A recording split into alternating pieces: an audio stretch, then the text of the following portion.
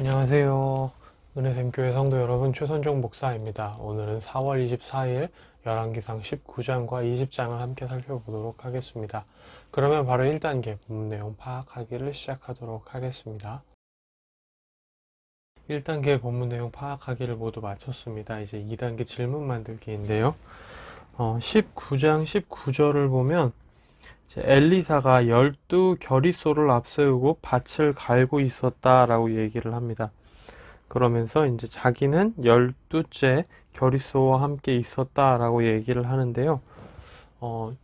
지금 이게 당시 농사 지을 때 농사 지을 소가 있었다는 것은 부유함을 상징을 하는데 12겨리소라는 게 도대체 얼마만큼의 부를 가지고 있었다는 이야기였을까?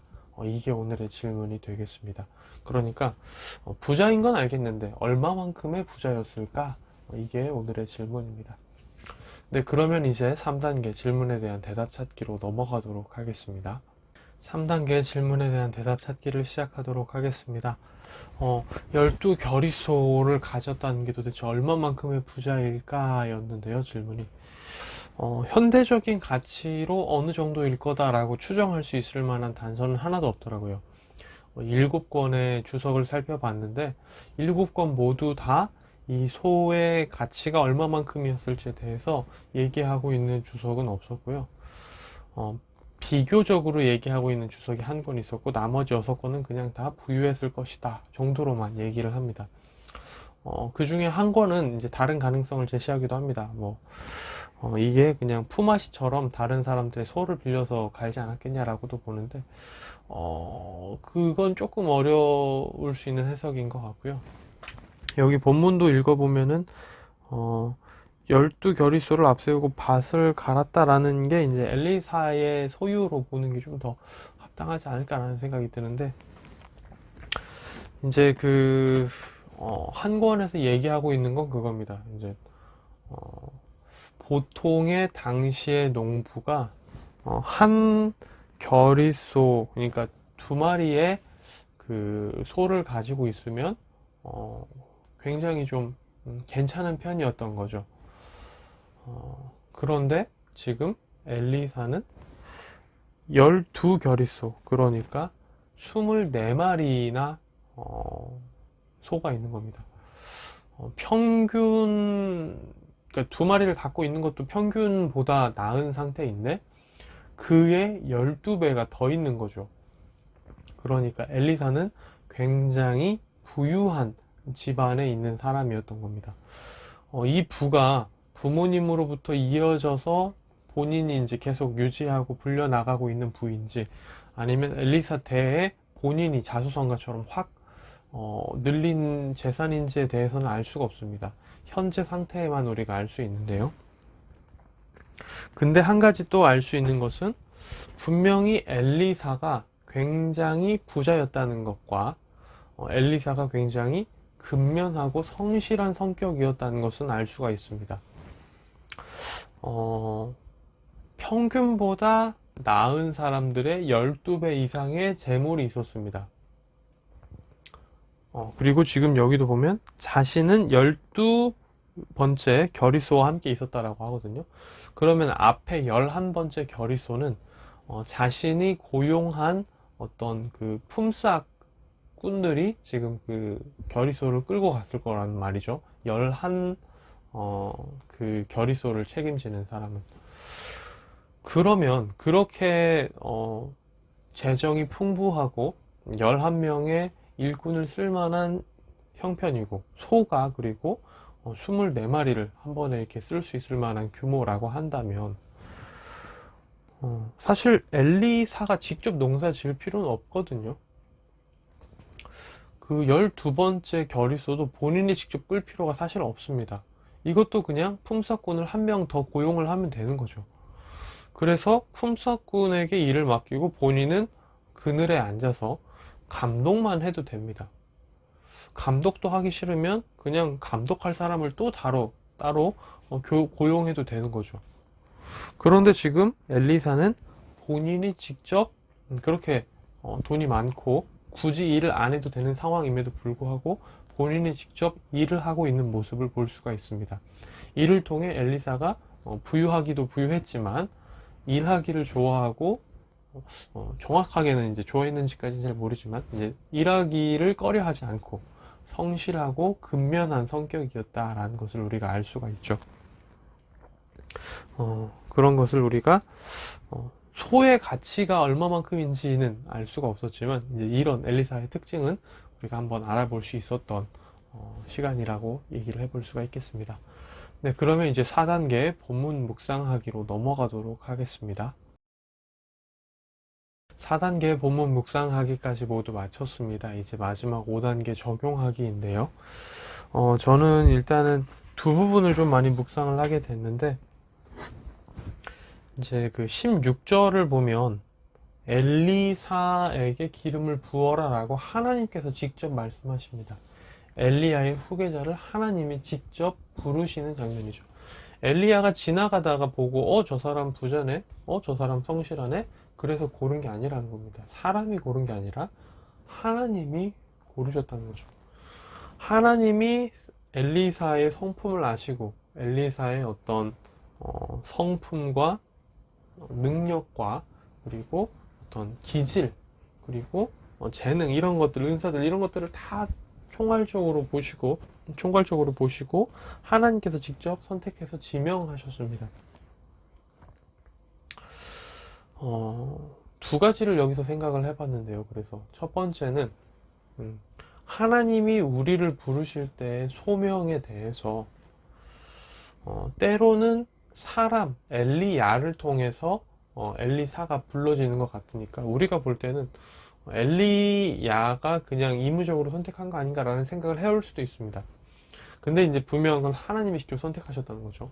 그러니까 사람의 일로 보이는 것일지라도 하나님이 그 사람을 통해 우리를 부르실 수 있다는 겁니다. 그러니까 우리가 막 하늘에서 갑자기 막 뭔가 하나님의 음성이 들리고 꿈에서 뭔가 하나님의 부르심이 있어야만 우리의 소명이 하나님이 부르신 게 아니라 하나님이 사람을 통해 환경을 통해 우리를 부르실 때 그 소명은 사람을 통한 하나님이심을 우리가 기억해야 된다라는 거죠. 그러니까 우리의 소명이 결코 하찮은 게 아니고 우연찮게 사람에 의해 발생한 게 아니라는 것. 우리가 소명에 대한 얘기를 제가 며칠 전에 한 적이 있는데요. 외적 소명과 내적 소명이 다 하나님 안에서 합당하다면 그것은 사람을 통한 하나님의 부르심이라고 우리가 확신할 수 있을 겁니다. 이제 그러한 점에서 사람을 통해 일하시는 하나님에 대해서 좀 더 묵상을 해봤고요. 두 번째는 하나님께서 엘리사를 계속 보고 계셨고 알고 계셨겠죠. 그러니까 엘리야를 통해서 엘리야의 후계자로 하나님이 고르신 거겠죠. 우리의 하루하루의 삶을 하나님은 보고 계신다는 겁니다. 그리고 그걸 가지고 우리가 하나님의 일에 준비가 되었는지, 준비가 될 수 있는지 보시고 판단하시고 그에 따라 우리를 부르실 수 있다는 거죠. 우리가 우리 앞에 주어진 하루하루의 삶을 충실하게 살아갈 때 하나님은 또 우리를 특별한 자리에 소명으로 부르실 수 있습니다. 특별한 자리로 부르셔서 새로운 일, 사명을 또 맡기실 수가 있는 거죠. 그렇기 때문에 이제 우리가 지금 당장은 무언가 하나님이 부르신 소명에 대해서 하나님이 왜 나를 여기에 부르셨지? 왜 이 일을 하게 하셨지?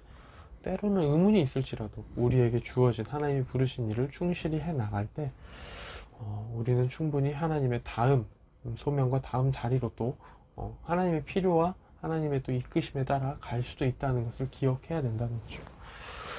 만일 엘리사가 나는 나중에 어차피 선지자가 될 텐데 라고 생각을 하고 사실 그럴 일은 엘리사가 혼자 생각은 못 했겠지만요. 만약에라도 혹은 나는 뭐 지금도 부유하니까 그냥 뭐 대충 해도 되겠지, 나는 어차피 딴 거 할 건데 뭐 이런 생각을 했거나 난 이렇게 살다 죽을 건데 이런 식으로 생각을 했다면 자신을 지금 부르신 곳의 소명에 대해 충실하게 살아가지 않았다면 다음 소명도 없었겠죠.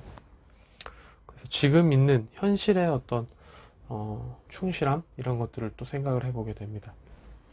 정리하자면 16절 하나님께서 직접 엘리사를 엘리야의 후계자로 부르시는 모습을 보고 첫 번째로 사람을 통해 역사하시는 것 같을지라도 그러니까 사람이 무언가 일을 결정하는 것 같을지라도 하나님께서 그 사람을 통해 역사하신다는 것을 다시금 기억하자가 첫 번째고요. 두 번째는 하나님께서는 지금 우리가 어떻게 하루하루를 살아가는지 보고 계시니까 우리의 현재 삶의 현실에 대해서 더 충실해야겠다라는 생각들을 하게 된다라는 겁니다. 이렇게 두 가지를 이 부분에서 좀 많이 묵상을 하게 됐고요. 두 번째로는 20장 23절과 28절입니다. 20장 23절과 28절을 보면 아람 왕의 신하들이 여호와에 대해서 이렇게 얘기를 합니다. 그들의 신은 산의 신이다. 그러면서 만일 평지에서 그들과 싸우면 우리가 이길 거다라고 얘기를 하고, 하나님도 아람 사람들이 이렇게 얘기했다. 산의 신이다. 골짜기 신이 아니다. 이렇게 얘기를 했다고 한다. 이런 걸 얘기를 하시거든요. 이 부분을 보면서 우리가 얘기할 수 있는 게 여호와는 결코 산의 신이 아니시죠. 예루살렘 산지가 있죠. 유다 산지가 있습니다. 유다 산지에 거하는 자들이 믿는 신이 여호와라고 해서 하나님이 산의 신인 것은 아닙니다. 여호와는 천지 만물의 신이시죠. 그런데 지금 이 아람 사람들은 착각하고 있습니다.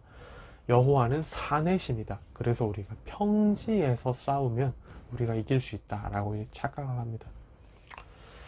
이런 착각을 근데 아람 사람들만 하는 건 아닌 것 같아요. 세상 사람들도 많이 하고 있고, 우리도 그런 착각을 하고 있지는 않나 돌아볼 필요가 있습니다. 우리가 마음대로 지어낸 혹은 일부와 파편을 가지고 만들어낸 하나님을 섬기고 있지는 않나 생각을 해봐야 되는 거죠. 우리가 만들어낸 하나님을 믿으면 안 됩니다. 우리가 형상화한 하나님을 만들면 안 됩니다.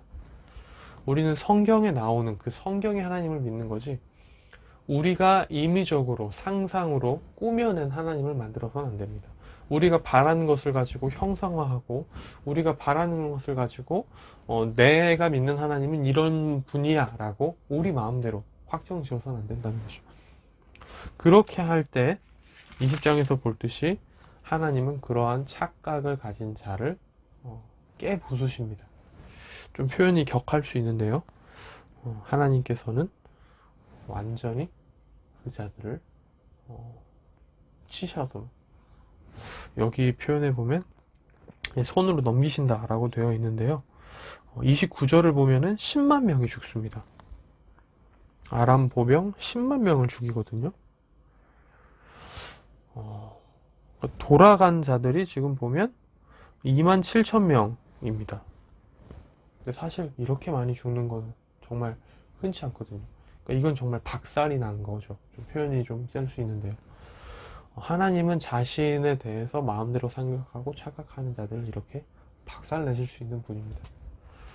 하나님을 우리가 섬길 때는 계속해서 우리가 묵상해오고 왔지만 우리가 하고 싶은 대로 섬겨서는 안 됩니다. 하나님이 말씀하신 바를 따라 하나님을 섬기고 하나님을 믿어야 하죠. 우리가 하나님에 대해서 함부로 판단 내리면 안 되고, 하나님을 우리가 믿고 싶은 대로 믿어도 안 되는 겁니다. 그 점에 대해서 다시금 또 묵상해 보게 되는 그런 부분입니다. 네, 오늘의 큐티는 여기서 마무리가 되고요. 내일 다시 뵙도록 하겠습니다. 안녕히 계세요.